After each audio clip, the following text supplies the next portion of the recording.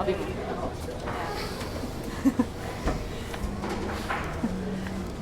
Oh, should I ask them to turn the music down a little? Or is it okay? You think it's good? Everyone can hear, so we're good? Okay. And Cassidy's down. Okay. I think I'm just going to start because we should start. So, thank you all for coming to my presentation of my senior project for my bachelor's degree at Goddard College. I have titled it the Girl Flaneur for many reasons which I will go into. But first, I wanted to read some acknowledgments to the people that have really helped make this possible, because I think that it's one of those things where I wouldn't have been able to do this without lots of people. So I'm just gonna. Okay. There are many people without whom this work would not be possible. This list and the words of gratitude which follow them don't sufficiently convey their own depth, but for brevity's sake will have to suffice. To my mother, you have been my champion since I was small. Your love and support have encouraged me to believe that my voice is relevant and important. Thank you for your love and belief. None of this, in both a literal and a florid poetic sense, would be possible without you. To Banu, you continue to inspire me. You once said that when you know someone for 10 years, you will know them forever. I sincerely hope that's true for us. Thank you for everything you've done to show me that the life I want is possible and that all I have to do is choose it. To Marilu, I think you believe in me more than I do. I told you once that you are the reason that I'm graduating from Goddard. It's true. Thanks for being my biggest cheerleader. To Trace, who sadly cannot be here because he's in Utah, thanks for all of the hours of conversation, inappropriate or heartfelt, and all of the hugs. To Bree, who I wish was here now, you're my girl. Thanks for being a contradiction I can so love and admire. I know the Little Birds aren't here yet either, but to Amy and the Little Birds, you have really become my family. If this were a Joss Whedon film, we'd be off on some ragtag adventure together, killing vampires or saving the world from impending disasters. To Evan Oakley, it was your classes that made me think that college might really be for me. Thanks for your support, your belief, and your humor. Remember, a thing of beauty is a joy forever.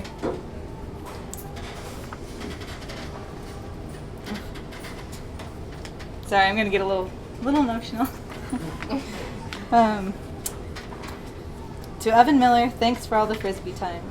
To Claire, thank you for the conversations, laughter, hugs, and city walks. You inspire me to be braver, more present in my writing, because you are. To anyone I have not mentioned, please know that you have helped me to get here. Because of our conversations and what you bring to them, and how perhaps in ways I do not even know yet, you have altered my thoughts and my writing. It's really the little moments all strung together that seem to matter the most. Thank you for helping me to remember that. I am so grateful for the life I've been lucky enough to live. Thank you for being a part of it. And all of this is kind of to say that there's this really great quote by Borges, and I really feel like this is kind of how I feel about everyone that I know. I am not sure that I exist, actually. I am all the writers that I have read, all the people that I have met, all the women or men that I have loved, all the cities I have visited. All right. Finally, at the scene of writing, each woman struggles with inherited autobiographical narratives constitutive of the official histories of the subject. When does she take up the sanctities of official narratives and when set them aside? How far does she accommodate inherited forms? The official and officious calls to a specific subjectivity, and how far does she stretch the form to fill her own needs and desires? There are a few things I want to address in the above quote from Sadie Smith. Firstly, each woman struggles with inherited autobiographical narratives constitutive of the official histories of the subject. The word woman carries with it undeniable preconceived weight. Simone de Beauvoir said in The Second Sex, one is not born a woman, one becomes a woman. The role of gender in Western society, the construction of a woman versus the sexed female, these are necessary considerations when it comes to Smith's assertions for how does a woman experience being a subject in a historically patriarchal system. When she writes, from what position does she compose? In her preface to Essential Acker, Jeanette Winterson writes, I have noticed that when women include themselves as a character in their own work, the work is read as autobiography. When men do it, say Milan Kundera or Paul Auster, it is read as metafiction. This is not a work of autobiography. Though it contains a perspective I can call my own and elements of my own history, I am playing with the timeline. I'm editing the bare facts to produce a story which feels true, even if it denies chronology. If this work were a physical medium, it would be a collage, an assemblage. This is not a novel, although I wanted it to be. This may not even be what one might traditionally call a book.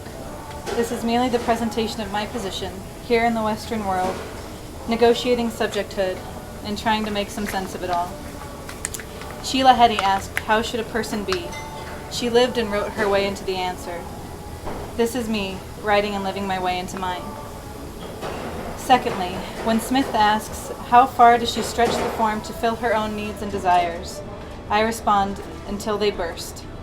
In Italian, to say good luck, one says in bocca al lupo, which literally translates to in the mouth of the wolf.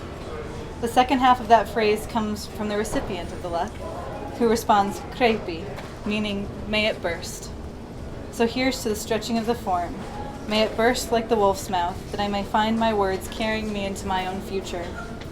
This work is broken down into 3 sections: context, criticism, and fiction. The first section is a brief explication of the personal context for this work. The second is the critical context, so to speak, giving an historical overview to the flaneur, subjectivity and objectivity, the gaze, and commodification of the self. The third section is a collection of vignettes which employ the perspective of the flaneur as a lens through which to view our modern Western life.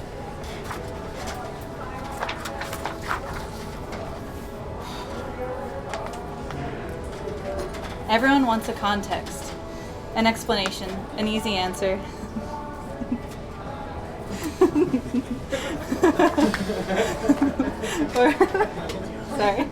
or rather the courtesy of connected dots. I've always resisted this practice. I don't like giving the context for my thoughts and their inspiration, but I suppose we all walk with wounds which we would rather not reveal. I've long deliberated internally about whether or not to discuss my own personal connection to my academic pursuits, for to give this work context leads ultimately to uncomfortable revelation. I can tell you all about the flaneur, about his existence as an archetype, as the interloping icon, the contradictory figure who, though often a white male of privilege, seemed to transcend those identifiers, resisting classification. I can tell you that he had his finger on the pulse of commodity culture, a real scholar of consumer goods, a tastemaker who was never chained to the siren call of possession, but it lacks gravity if I don't answer the question of why. Why I relate, why I obsess, and ultimately why you might care. In 2001, I joined the U.S. Air Force. In 2003, I was honorably discharged. I tell everyone it was because I conscientiously objected. This was the era of 9/11, and I didn't agree with our actions. I chose not to support them, and this is the more polite thing to do in social settings. The underlying and perhaps more honest reason I left the Air Force was assault. I was never granted conscientious objector status. The legal proceedings, my subsequent discharge, and the imprisonment of 2 men occurred before that case was closed. And with my discharge at hand, the point of objection was moot. When I look back over the last decade, I can make sense of some of my behaviors, trace them to their inception on some winter night in 2002. That night changed my trajectory, and I hope, dear reader, or in this case, dear listener, if you have the patience to read through this small and sprawling tome, you will possess a greater understanding as to why. For me, therapy has been intermittent, self-medication minimal. I have sought refuge in my own intellect, feeling it inviolable in some way. I've read voraciously since I was quite young. But after the military, reading became a way to make sense of what had happened, to find familiars in fiction, and to try to learn from violence which didn't make sense to me, to develop greater empathy and understanding. Walking became my other refuge, staying in motion, recording the scenery with my eyes, writing in my head as I went. I guess I sort of became some sort of Scheherazade in my own imagination, telling myself stories to distract, to embellish the world and make it more beautiful. Some people heal through therapy, some people self-medicate. I chose the flaneur as my means of egress from my damaged life. And by that, I mean that by the time I had found him, at random in a friend's copy of the Arcades Project, I already felt akin to him. It didn't matter that the Flaneur was male and that I am not. It only mattered that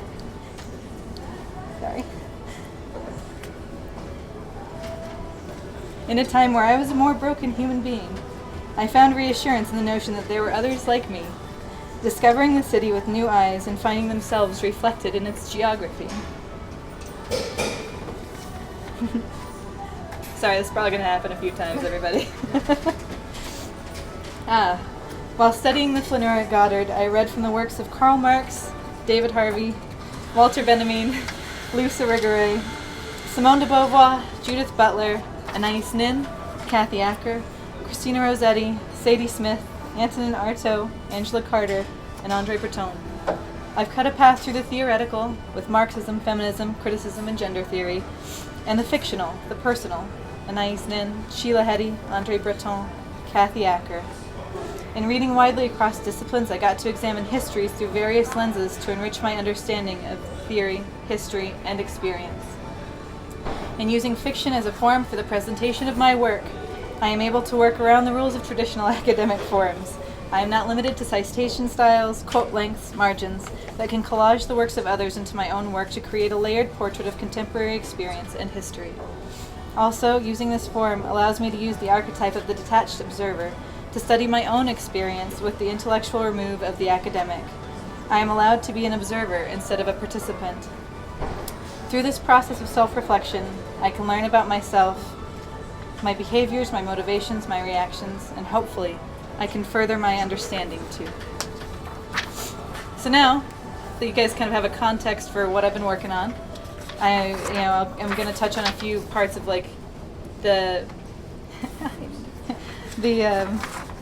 kind of like the background, so you can understand from my position like the figure of the Flaneur and why he was important at the time of the mid to late 1800s. And also, I mean, kind of to give you a context for right now, I mean, everyone knows a hipster, right? I mean, you can identify a hipster, but there's no one person who is a hipster. It's not like there's just one person. It's kind of what the Flaneur is. There was this archetype, this overarching idea that the Flaneur was an ever-present notion. But there wasn't just one Flaneur. The Flaneur is more of a concept, or, an archetype is the best word I can use. Alright. To begin to write about the notions of subjectivity and objectivity as they were experienced by women in Europe from the mid-19th century to the turn into the 20th century, I had to consider the question, how am I not myself? I consider my experience to be that of a subject, a human being with an independent will at the helm of my own fate. So in what way may I not be myself? Is this idea of my own subjectivity and agency merely a narrative to maintain my place as a functioning part of a familiar social order? I am also incredibly aware of my function as an object. As a young female in American society, and doubtless this experience is not limited to American society or even Western culture, I merely write from my own perspective and cultural and geographical location. Thanks, Goddard. I recognize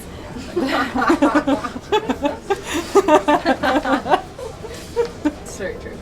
I recognize the roles of women in patriarchal society as sexual objects, love objects, and in some sense, commodities. In his book, Ways of Seeing, John Berger discusses the female experience, being both subject and object. To be born a woman has been to be born within an allotted and confined space into the keeping of men. The social presence of women has developed as a result of their ingenuity in living under such tutelage within such a limited space. But this has been at the cost of a woman's self being split into two. A woman must continually watch herself. She is almost continually accompanied by her own image of herself. While she is walking across a room or while she is weeping at the death of her father, she can scarcely avoid envisaging herself walking or weeping. From earliest childhood, she has been taught and persuaded to survey herself continually. In this act, a woman, in all likelihood unknowingly, fragments herself into subject and object, into her own perception of herself, and thus the perception of herself by others, or in Berger's term, the surveyed, and her authentic self, which she perceives not only herself but her world with, the surveyor. The question, how am I not myself, comes from the scene in the 2004 film I Heart Huckabees, written and directed by David O. Russell, in which a corporate climber, Brad Stand, played by Jude Law, is discussing his life, his actions, his family with two existential detectives played by Lily Tomlin and Dustin Hoffman, whom he hired in an almost Machiavelli-inspired move to remove an obstacle to his success. Idealistic activist Albert Markovsky, played by Jason Schwartzman. In it, the detectives play back a tape recording of all of the instances in which they've heard him tell a story involving Shania Twain and his ability to persuade her to eat chicken salad sandwiches, even though she hates mayonnaise. He defends himself, saying, "All right, I don't have to tell stories." They ask if he would still be himself without them. "How am I not myself?" he retorts. They continue to repeat his question back to him, echoing, "How am I not myself? How am I not myself? How am I not myself?" And it is truly the gnawing question, how are we not ourselves? Or rather, if I take away the idea of myself with which I identify, would I still be myself? Would I still have value? And in the capitalistic terms of commodities, would I have not only exchange value, but intrinsic value? Although I may be analyzing the experience of objectification by women through a specific historical lens, what I really aim to find is a greater understanding of myself and my own role in American culture today. I am seeking the boundaries of my role so that I may know to what extent I can expand, and so that I may know myself and my environment, so that I may see how this concept of myself is shaped by the cultural environment I have been raised in and the history which gave birth to it. Now I'll just go into the flaneur. You guys have all probably heard me talk about it a bunch without being able to explain them at all, so this may lend you some context. The flaneur is a figure which rose to popularity in the mid-1800s in France, specifically in Paris. He was white and male, the man of leisure, the man of letters. His privileged position as a white male of the bourgeois class afforded him a subjective position. There was no aspect or arena of the city that was denied his presence, his gaze, his familiarity. The urban observer, as both social phenomenon and a metaphor for the modernist artist, has been regarded as an exclusively male figure. The opportunities and activities of Flannery were predominantly the privileges of the man of means, and it was hence implicit that the artist of modern life was necessarily the bourgeois male. Here in Deborah Parsons' Street Walking the Metropolis, the author describes the flaneur aptly and succinctly, making a nod to Charles Baudelaire's 1860 essay, The Painter of Modern Life, which Baudelaire penned for friend and illustrator Constantine Guy, citing him as the embodiment of the anonymous walking archetype. One trait that paradoxically highlights the flaneur as such is his unremarkable appearance, his typicality. Like modern life itself, the flaneur was anonymous in his outward appearance. Anonymity to the point of invisibility was, in fact, the distinguishing marker of the flaneur as a formulaic character of popular culture, whereas all other urban types betrayed their identities through small nuances of personal appearance, social habit, or professional conduct. The flaneur alone remained illegible as a type. His ability to perceive the world was accompanied by the inability of the world to perceive him. And in some sense, I guess to break away from the reading for a moment, I think in a modern world where we're all kind of moving so quickly and with such greater connection through social media and all of our technologies, I think that that's kind of an alluring idea to many people, this idea of being anonymous, even underneath this web of such intense connection, to be removed from all of the obligations of our social world, which is huge. Our world becomes increasingly more bound by all of these connections, which are beautiful, but which also, I think, kind of make us feel the desire to pull away and have privacy. And I think the flaneur in his time was an exemplar of that. Time was moving faster. The streets were being widened, our shopping arcades were being built, places you could go just to shop. This was kind of a new thing at that point in history, and it was all made possible by consumer capitalism and an industrial revolution. So here, in a sense, if we look back at that time, this was an imaginary answer to that, a way to have a psychic outlet and a figure with which to identify. And I feel like in some sense, we could learn from that now. Tangent, segue, too. more of the things. So that's kind of an understanding of, or more of an explanation of the figure I've been obsessed with for like a decade. So, I mean, does that kind of give everyone a little more clarity? Mm-hmm. Yes, Graham is nodding his head. This works out. Sorry to just call you out, Graham. That's okay. I don't think that's any guarantee of clarity. You're a philosophy major. So now, one thing I want to talk about is the flaneuse. The flaneuse is like the linguistic counterpart of the flaneur. Basically the male or female. And the flaneuse, I don't know, she was kind of, this was the role relegated to the prostitute. So she had access to the city and the ability to wander, but not all roads were open because she was not a subject, not her own subject. She was an object. She was a commodity. So we'll discuss that for a minute. How are we doing on time, by the way, anyone? We're 20 minutes in. Oh, good. Thank you, Michael Bell. Speak up. Speak up? Yeah. Okay, sorry, I'm not very good at projecting. Thanks for... You came in late. I know!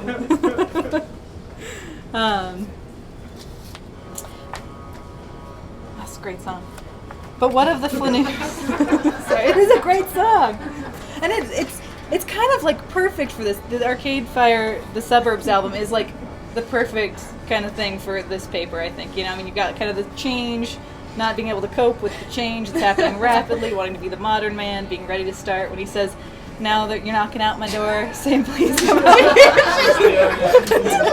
That's why we had them put it on. Give us the quote. Sorry, I'm probably like a beet red, but oh well. When he says, now you're knocking at my door saying please come out and dance tonight, but I would rather be alone than pretend I feel all right. You know, it's going to come up in like a verse and a half, so we're going to be there, and it's going to be great. You'll hear it, and you'll be like, yes, it is so true. So it's going to be... I'm glad we're all... See, it's context. Can you hear me now, Cassidy? I got you. Wonderful. Okay. All right. Of the flaneuse, she could stand variously as an emblem of social suffering or debasement, as a projection of or analog to the male stroller's alienated self, as an instrument of pleasure and a partner in urban sprees, and as a rhetorical and symbolic means of isolating and quarantining urban ills in the midst of an otherwise buoyant metropolis, or as an agent of connection and contamination. And so here you're kind of seeing that, like, though the flaneur is a contradiction of being able to be in the crowd and not of the crowd, being an anonymous and sort of interloping character, the flaneuse had her own contradiction in the sense that she could have been elevated to like the moral, I don't know, the subject of saving. You know, people wanted to save her from herself. The blight of prostitution was huge at this point in France. 34,000 women in like 1840 something were reported as prostitutes. I mean, that's, for people at that time, that is a massive number. And so here was, you know, a society becoming really taken over by the bourgeois class wanting to be moral and good, but also able to, like, people were able to malign this figure as well by saying that she is the site of contamination, a vector of disease, a vector of the moral ills. So, in a sense, her role as a female, not only as a woman in that society at that time, was her role limited most often to domestic spheres, but as a prostitute or, you know, a person walking the streets making a choice to try to be her own subject, she was also kind of refused that access because of her gender and her job. And so again, you know, both of these are kind of sites of contradiction. And we're about 20 minutes into this presentation, so I should probably kind of wrap this part of it up a little bit so I can move on to the fiction aspect, which is another part of my project, because the fiction I want to read to you is kind of more of a, this is the embodiment of what I've been learning. This is me trying this all on and playing with these ideas and trying to be the flaneur, because I never wanted to be the flaneuse. You know, like a few years ago, Mary Lou, one of my advisor this term and my first advisor at Goddard, said, "Oh, you're like the flaneuse wandering the streets of your hometown," and I was like, I don't want to be that. You know, like, I don't want to be the one that's not allowed. I want to be the one that is allowed to go either way. So I guess that kind of is what brought us into the discussion of gender and, you know, and the position of privilege is the male of class. And I don't know if that has, although that has changed some, I think we could still learn from looking back at that. There's a lot more I go into, but we'll just switch to the fiction part because we're kind of running out of time because apparently it's not that hard to talk for 30 minutes. At all. So, so, I'm going to read you a couple of examples from the fictional work, which is unfinished, but that I've been working on this term as a way to kind of sound out my own, my own experience of all of this. A wonderful fact to reflect upon that every human creature is constituted to be that profound secret and mystery to every other. Charles Dickens. To begin the afternoon with bread and water is a good sign.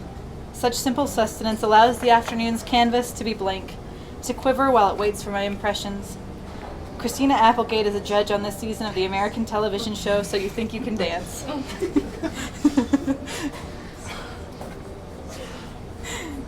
And in her comments to a few of the dancers regarding their performance that evening, she said, as their chests heaved from exertion, "There's been a lot of talk lately about face.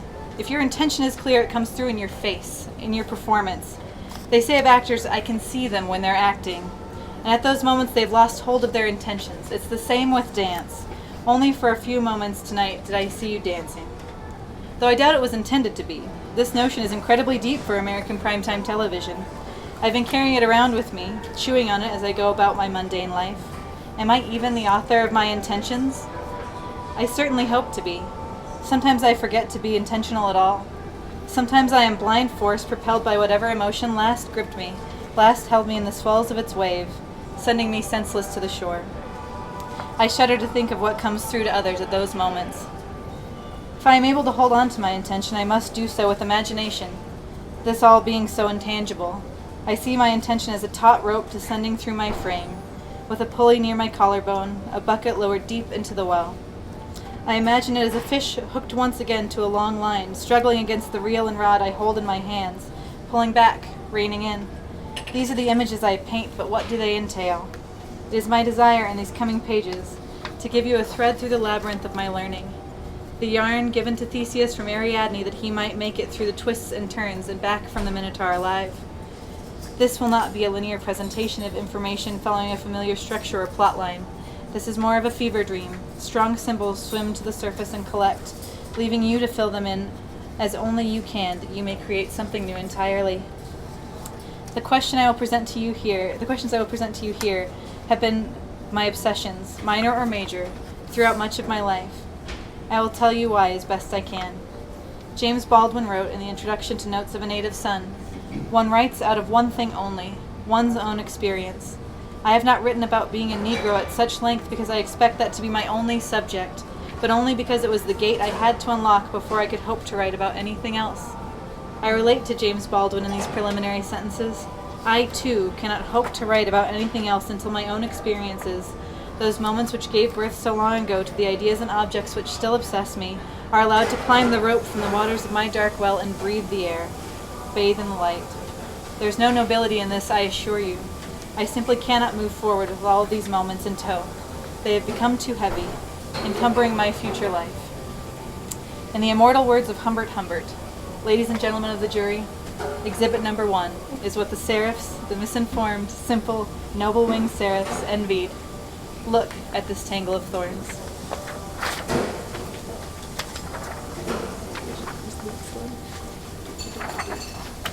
Sorry. I should have pulled the pages out. Oh, is it 30 minutes? Crap. Okay, well, I'll just read a few more things and then we'll do a Q&A. This went so fast.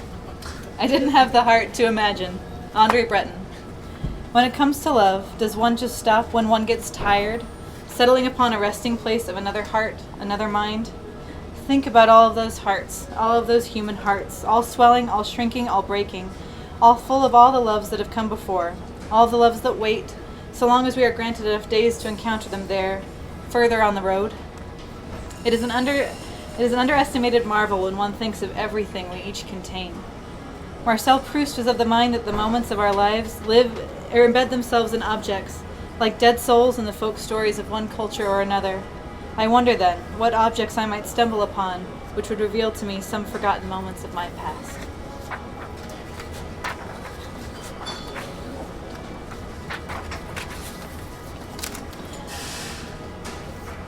A kiss is so quickly forgotten. I don't believe third wave coffee has hit New Mexico yet. The foam is airy, the espresso blonded into bitterness, but it has its own charm, here on the tiled walkways with the tree-branched fences and the gates washed blue. Here are all the bright and dull colors of the desert which one might expect. Terracotta, turquoise, adobe, sand, all of it nestles neatly inside of the hills. The March air is still cool. The Rio Grande is hidden away in some nearby deep gorge, out of view.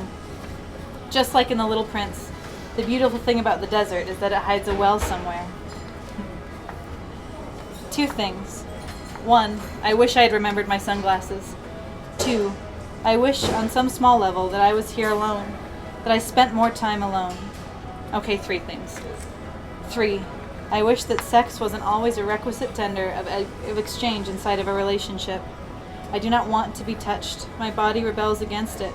I want to be solitary, hidden, occluded. My mind is muddled, restless, and cagey. I pace the space behind the bars and locked gate of my own creation. I am not, as Michael Fassbender's Edward Fairfax Rochester says, a vivid, restless captive. I am at the point of internal breaking. My seams are stretched and I am bursting out of the dam, forcibly uncontained. I am turning inwards, away from the word yes, tattooed impulsively on my left arm at Red Rocket Tattoo in New York. My coffee is cold. My shins and toes, too. I am conscious of the photographer's lens on me as I write, and the shadow of my left hand moving across the page, reminding me of difference. He tells me that I am one of a kind, a force of nature. I suppose writers must always say these kinds of things to their momentarily distant lovers, in an effort to bring them out of the waves and back to the shore of their shared affection. Or perhaps not. I do not feel affected when he utters them, the words. Creation is often a solitary game.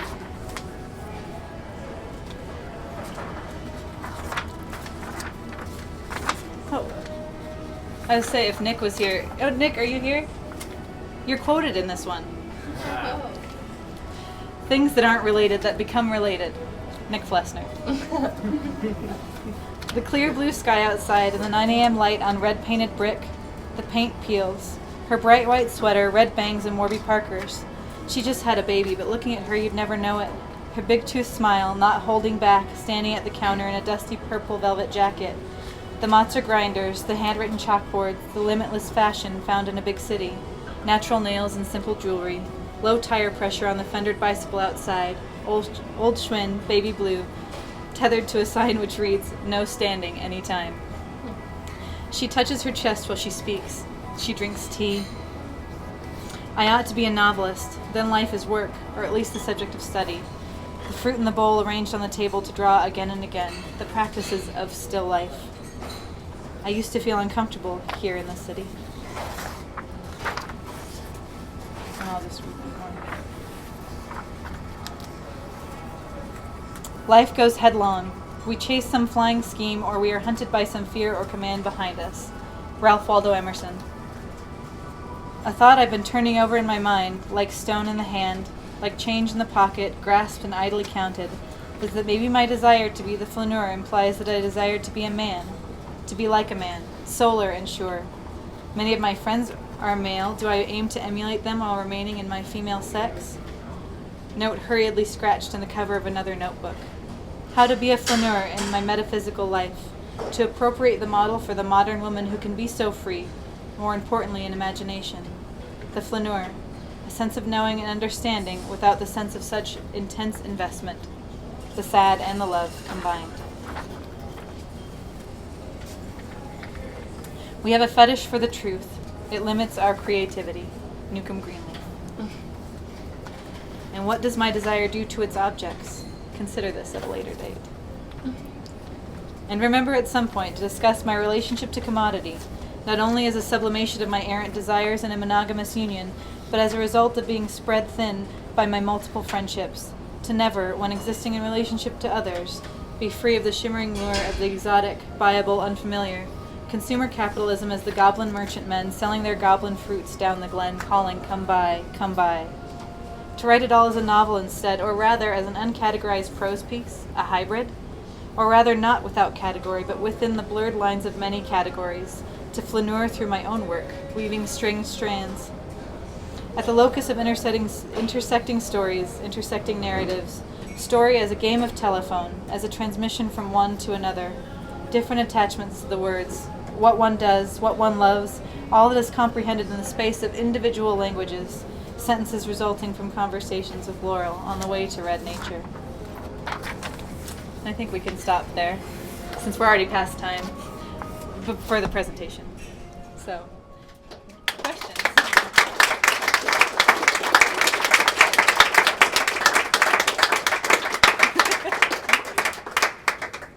Now we can end, it's question and answer time. So if any of you have any questions, feel free to ask them. Comments are great too.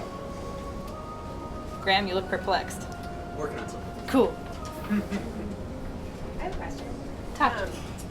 You're talking about the females as being archetype versus realized characters and that. Do you think that's females or is that humans? Or is that Western society? I would say that subjecthood is something that is newer to females in Western society, and I don't know really that much about the East, but I would argue that still women somehow in a patriarchal system are still objects in some way. Even like look at things that are still in our language, in our vernacular. She asked for it, look what she was wearing. Would anyone say that about a man? Never. Because the man is the subject. And I don't mean to oversimplify, but we're down to like a few minutes. So I would say that, even though we are becoming our own subjects and becoming like, it's not scary to travel by oneself. It's, we're freer than any women throughout history. But I feel like it's still, if we can feel somewhat not free, think about what it must have felt like 150 years ago. To be only allowed to have power inside of a domestic sphere, in public, never. So that's how I'd answer that question. Cool. Any other questions out there? Or? Cassidy, cool. So you said that Flaneur was kind of the object. That's how everyone related to The Flaneurs back then. She was the object of their vices. Right. And so, what's the object of our vices today? And how do we treat it? I mean, do we treat it differently and just make it illegal and to push it from our perspective, or is there a way that we embrace it? Is there an object that we embrace that would act analogously? Ooh, that's a really good question, and one I don't know if I'll be able to completely answer. But You mean just your conjecture? I would say that if there is an object now, now prostitution is still illegal, but I don't think prostitution is a thing that we kind of, maybe it's just Fort Collins or our cute, very insular, white, privileged community, but it doesn't seem like prostitution is a very prominent thing. So as far as modern vice, what have we made illegal besides hard drugs? And prostitution and maybe some, things like that, but I think it seems like to me we put our vices into different places and often into an abstraction in the virtual world. You can feign relationship with different people. You can have a real relationship. This is something I read about all the time on Savage Love, Dan Savage's wonderful column. But you can have a real relationship and still somehow be putting feelers out to people that you know on social media because it's fun to create an imaginary relationship, a psychic outlet for your frustrations in your actual relationship. The fantasy is always going to be, that's kind of what the prostitute was. Men at the time, in that time, looked at their wives as angels, and that prostitutes is the place where they could express their base nature. They could not do that with their wives. Their lives were fragmented, and I would argue that in that sense, our lives are very much the same. We still have so many fragments. We are not a cohesive whole self that we present. We're a kaleidoscope which changes with whom we interact, changes as we interact. And so to compartmentalize and fragment our lives seems to be the way that we manage our vices. Except for the super overt ones that need like binge drinking and things like that. But I don't think a lot of people do that. Ronnie? That gets me thinking. So you talk about your experience basically just having to deal with being a point of the nexus of this kind of Madonna horror complex issue, which as now is much more diffuse. When something becomes inappropriate, the tendency to become diffuse with random points of violent concentration. I'll think of a few high-profile incidents that's occurred recently. But like, do you experience in your daily life, because I'm not a woman, what seems like subtle, diffuse points of that profane catharsis? Of course. I mean, I would say that not in like really awful ways, but when people would say to me, "Oh, I don't want to say that around you because I might offend you. You're a woman. Like, I don't want to be that inappropriate." This is really vulgar. They assume, even though I look very different, like with the sometimes green hair and the bunch of tattoos, still people will say, "Oh, I don't know, that might offend you," or to think about how the way that I change, even just the way that I change my dress, it changes how people respond to me. And I think that's true for every person, not just women. But I would say it's much more prevalent for women. Say if a woman wears a short skirt, she's more likely to be looked at than if she's wearing like Katharine Hepburn pants and a shirt buttoned up to the, I feel like those are, even at, I work at Al's as well, and so I think that there I interact with a different type of people than I do at the Little Bird, where there's much more respectful people, but there it's much more easy for men to just look at you I get many times in a day from especially the, not to offend, deranged people from across the way at the Northern Hotel, which is they just men that are generally older and don't have this filter and that have had mental problems for a while, and they'll just look at me and be like, "Why, you're pretty, do you want to get together later?" And I'm like, "No." But just they don't ask me anything. They just say, "You're pretty, do you want to get together later?" And so that again just shows me my position in their eyes as an object that they have deemed pretty. And that's kind of where it is. Do you think that maybe much of what we do, just in general, even in a very acceptable, very mundane way, do you feel like that is imbued with that? I think subtly, yeah. I mean, in ways that we have to, that's why I feel something I didn't really talk about is that it's important for us to examine our relationship not only to like ourselves but to these concepts of subjectivity and objectivity. It's important for us to look at our experience of that and what we do to perpetuate that. Being aware of our own behaviors and motivations is, I think, maybe one of the ways that we can heal that, even more so than it already has been. And what are we on time? It's 20 past 7. Okay, if anyone has like one more question, we could do that, but I think other than that, I think we've kind of gone over time, but we can. Anyone? Well, you've all been really awesome. Thank you so much for coming.